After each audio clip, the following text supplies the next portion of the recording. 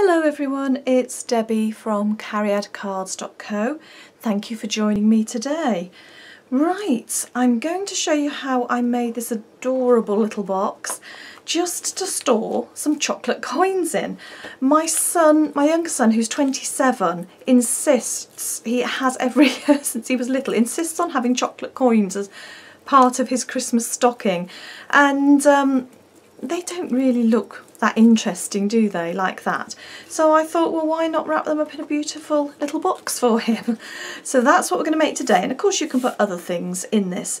The finished box measures 2.5 inches by 2.5 inches by, where are we, 1.75 inches that way. Now to make this, I've used the gift box punch board. Now this is different from the envelope punch board. This is specifically just for making boxes, and it really does make making boxes easily. The envelope punch board is brilliant, it really is. But if you've got to mass produce boxes, maybe for a craft fair or for Christmas presents, and you just want a quick way of doing it, or you don't have the punch board, or you're not very confident at using it, this really is superb. It comes with its own scoring tool, and don't worry about all of this, it is very simple once you understand. So basically down here it gives you the sizes of the boxes, or some of them, it doesn't give all of them, there are a lot more than this. And I knew the size I wanted, which was 2.5 by 2.5 by 1.75. So it tells me here that I need to get a piece of cardstock 7 inches by 7 inches, and it tells me, you probably can't see it, I don't know if you can there, I'll move it closer, that I need to start, it says M, which I will explain to you in a minute, and again my other measurement is S, medium and small. Don't worry about those for now. So I've got cherry cobbler, I've got glitter all over it from doing the first box. So cherry cobbler 7 by 7 inches, and do you remember I said it M and S? So you take the first one here, along here, M, you line it up against the M, forget the rest of it, it's only that we're worried with, punch it, take your scoring tool, and you've got two guidelines here, so you just score down and across. So that's the M measurement, and the second measurement was the S. So for that we go along here, and there, if you look, those score that way, and they only go as far as that line, so don't worry, you can't go off the line. I've moved it now. So I'm going to put my scoring tool into the S and just score down, and it won't go any further, so you can't make a mistake. Turn your card around, and again we want the M measurement, press down, take these two guidelines here, score across. Go to the S and score down again. Turn it 90 degrees, line it up with the M, punch, score, score, and down with the S. You see, there's no measuring really, it's wonderful. And the final one, M again, score down, score across, and along with the S. Now we've just got one final thing to do to this in terms of the scoring. I think I moved it a bit there. Oh, shocking. Turn it over. So that's the right side.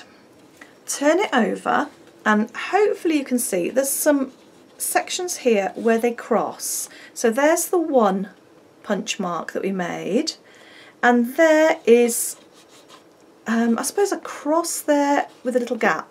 Hopefully you can see that. So all we do is line that up here. We've got our two guidelines, we just push that in, and you should find one score line there and one score line there matches. Just press, and that gives us our second cut. Turn it 90 degrees, find the same mark there, line it up so that your score lines are there, and actually you should find that it matches up with the M there. I should have said that to start with, shouldn't I? Turn it round, line it up with the M, look for your little cross, make sure your score lines, and we just do that 4 times. Very simple.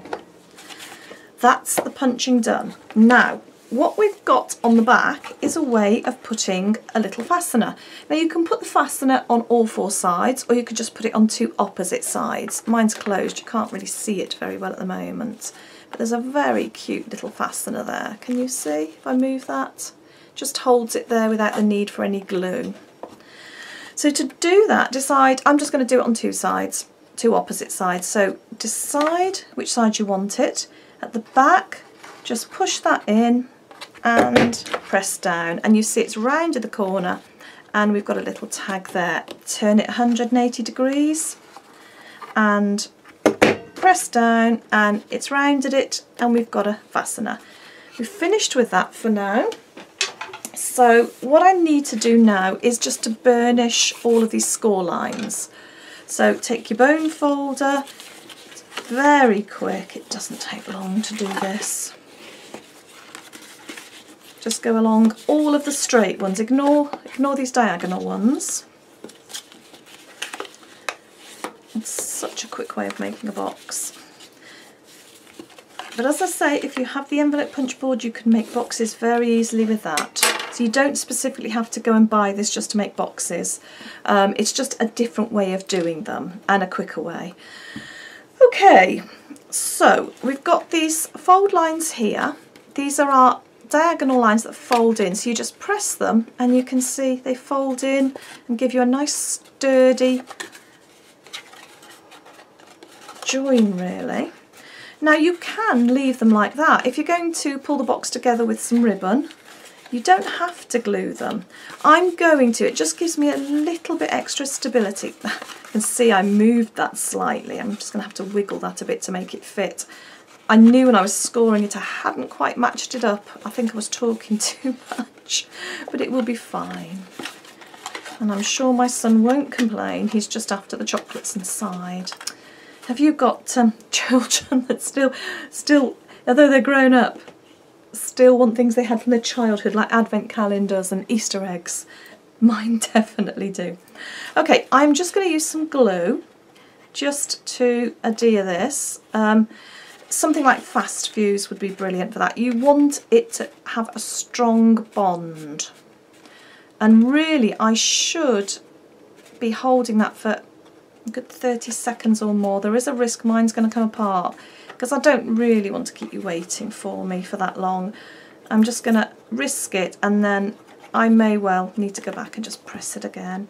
So I'm just going around all four corners. That's the one I didn't score properly. Oh, shame on you, Debbie. Okay, right, I'm just hoping they hold together. Okay, and a bit more, and then I'll just do the final one, and you'll see we've got our box put together. How fast was that? Well, it would have been a lot faster if I'd stopped talking and just got on and done it, wouldn't it? Okay, now, so the four corners are stuck. They would be if I gave them enough time. Now you can, again, you can leave them like that.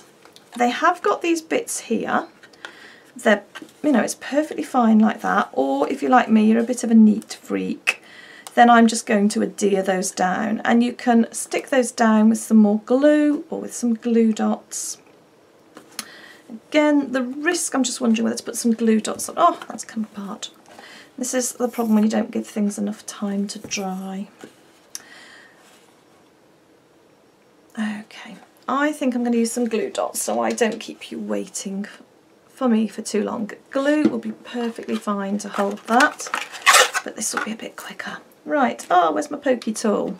Oh, I've come out with everything except my pokey tool, so ignore me using scissors. Probably not the best thing to pick them up with, but oh, if you use glue dots, do you find you can never find the end of them?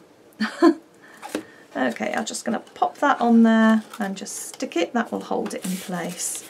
In fact, I'm just thinking, could I have used that in the corners? Normally, it probably wouldn't have been strong enough, but to be honest, because I'm going to tie this together with a ribbon, I'm missing my pokey tool, and also it's got the catch. It probably would have held it. Well, which way around am I going to do these? Let's have them all going in the same direction. I just find that neater, and it does give it some extra stability as well.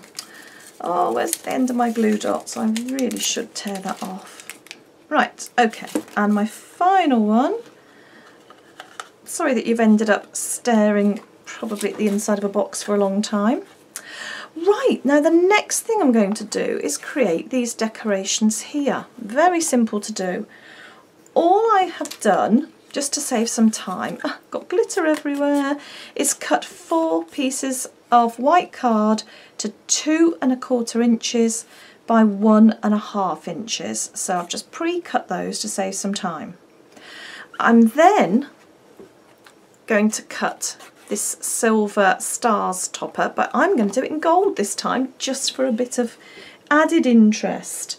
So to do that, I've got a confetti star punch, I've got some silver glitter paper, and I've cut that to 1 1/4 inches along the narrower edge. I'm going to pop that in there and just punch it. Oh gosh, because I'm sitting far back, it's quite hard to press. What you do get are these gorgeous little stars that you could use on other projects. Okay, then I cut that, so I know that's 1 1/4 inches that way. I cut it 2 inches that way. The reason being, that's 2 1/4 inches that way, so I wanted this 2 inches. That's 1 1/2 inches, so I've made that 1 1/4. So when it sits on it, you can see there's a margin around it. Again, just to speed things up, I've already made one and pre-cut it, so you can see that sits on there perfectly. What I then did was got my finger sponge dauber and some cherry cobbler ink, and I went round and just sponged the edges just to soften where the white card and the main box join. So I've already done 3 of them because, oh, I've stuck my finger in the ink. That's the kind of thing I do. And do I have anywhere to wipe it off on? Not really. A bit of paper. Oh my goodness, I'm a mucky pup. I've just licked it. I've probably got a red tongue now. Okay, so I'm going to pop a bit of glue onto that to adhere it to that. Don't need too much. In fact, if you put too much on, which I'm doing now, oh, stop it. Let's put a bit more. Then it could show through the card. The mantra less is more. I really must follow my own advice. Making a right mess. Okay, and then Blue Peter fashion, I already have 3 made up. I'm just going to stick these onto here with a bit more glue. So I will do that very quickly to save you having to sit and wait for too long.